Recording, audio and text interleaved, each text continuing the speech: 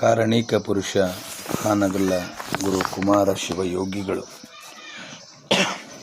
ವೀರಶೈವ ಲಿಂಗಾಯತ ಸಮುದಾಯದ ಅಭಿವೃದ್ಧಿಗಾಗಿ ಅಖಿಲ ಭಾರತ ವೀರಶೈವ ಮಹಾಸಭೆಯನ್ನು ಅಸ್ತಿತ್ವಕ್ಕೆ ತರುವಲ್ಲಿ ಶ್ರಮಿಸಿದ 10 ಶಿಕ್ಷಣ ಸಂಸ್ಥೆಗಳನ್ನು ರೂಪಿಸಿದ ಒಟುಗಳ ತರಬೇತಿಗಾಗಿ ಶಿವಯೋಗ ಸ್ಥಾಪಿಸಿದ ಶ್ರೀ ಹಾನಗಲ್ಲ ಗುರು ಕುಮಾರ ಶಿವಯೋಗಿಗಳ ರಥೋತ್ಸವವು ಇಂದು ಬಾದಾಮಿಯ ಶಿವಯೋಗ ಮಂದಿರದಲ್ಲಿ ನಡೆಯಲಿದ್ದು, ತನ್ನಿಮಿತ್ತ ಪೂಜ್ಯರಿಗೆ ಈ ನುಡಿ ನಮನ.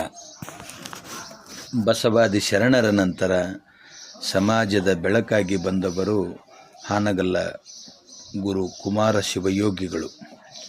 ವೀರಶೈವ ಲಿಂಗಾಯತ ಸಮಾಜ ಸಂಘಟನೆಗೆ ಬಲ ತುಂಬಿದ, ದಿಕ್ಕು ದೆಸೆ ತೋರಿದ ಧೀಮಂತ ಶಕ್ತಿ.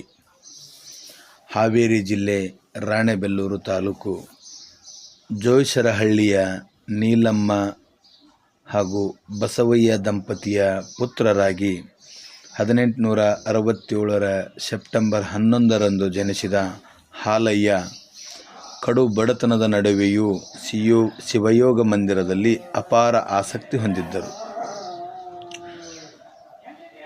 ಶಿಕ್ಷಣದಿಂದ ವಂಚಿತರಾದರೂ ಧಾರ್ಮಿಕ ವಿಷಯದಲ್ಲಿ ಪರಿಶ್ರಮ ವಹಿಸಿದರು.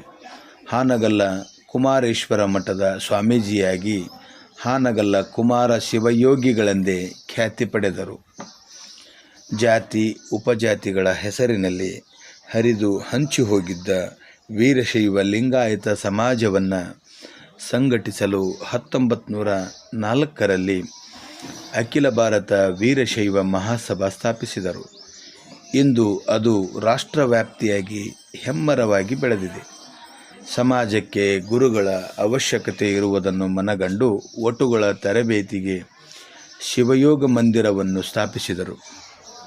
ಶಿಕ್ಷಣದಿಂದ ಎಲ್ಲವನ್ನು ಸಾಧಿಸಲು ಸಾಧ್ಯ ಎಂದು ಅರಿತಿದ್ದ ಅವರು ಶಿಕ್ಷಣ ಕ್ಷೇತ್ರಕ್ಕೆ ಒತ್ತು ನೀಡಿದರು.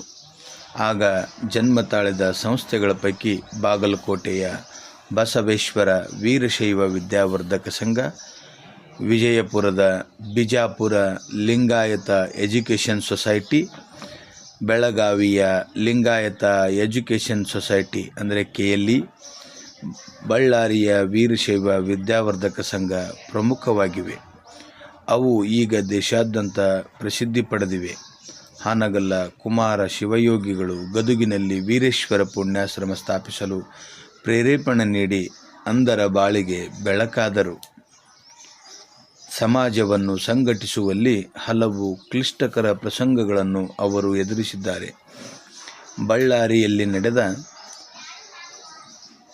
ಮಹಾಸಭೆಯ ಅಧಿವೇಶನದ ಸಮಯದಲ್ಲಿ ನಡೆದ ಒಂದು ಪ್ರಸಂಗ ಹೀಗಿದೆ. ಅಂದು ಸಮಾಜದಲ್ಲಿ ಒಡಕುಂಟು ಮಾಡಲು ಹಲವು ಮುಖಂಡರು ಶ್ರೇಣೀಕೃತ ಸಮಾಜದ ನಿರ್ಮಾಣಕ್ಕೆ ಹಠತೊಟ್ಟು ನಿಂತಿದ್ದರು. ಆದರೆ ಅದಕ್ಕೆ ಅವಕಾಶ ಕೊಡದೆ ಸತತ 3 ದಿನಗಳ ಕಾಲ ಪೂಜೆ ಮಾಡದೆ, ಪ್ರಸಾದ ಸೇವಿಸದೆ ಎಲ್ಲರನ್ನೂ ಒಪ್ಪಿಸುವಲ್ಲಿ ಯಶಸ್ವಿಯಾದರು. ನಂತರ ಮಹಾ ಅಧಿವೇಶನ ಯಶಸ್ವಿಯಾಗಿ ಜರುಗಿತು. ಅಂದು ಅವರು ತೆಗೆದುಕೊಂಡ ನಿಲುವಿನಿಂದ ಸಮಾಜ ವಿಘಟನೆಯಾಗುವುದು ತಪ್ಪಿತು.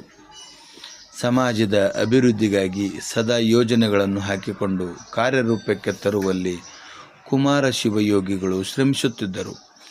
ವಿಶೇಷವಾಗಿ ಬಸವಾದಿ ಶರಣರ ವಚನಗಳ ಸಂಸ್ಕರಣೆಗಾಗಿ ಶಿವಯೋಗ ಮಂದಿರದಲ್ಲಿ ಅವಕಾಶ ಕಲ್ಪಿಸಿದರು. ಪಗು ಹಳಕಟ್ಟಿಯವರ ಹೆಗಲಿಗೆ ಹೆಗಲು ಕೊಟ್ಟು ಶ್ರಮಿಸಿದರು. ಕರ್ನಾಟಕದ ಏಕೀಕರಣಕ್ಕೆ ಅವರು ನೀಡಿದ ಕೊಡುಗೆಯೂ ಸ್ಮರಣೀಯ.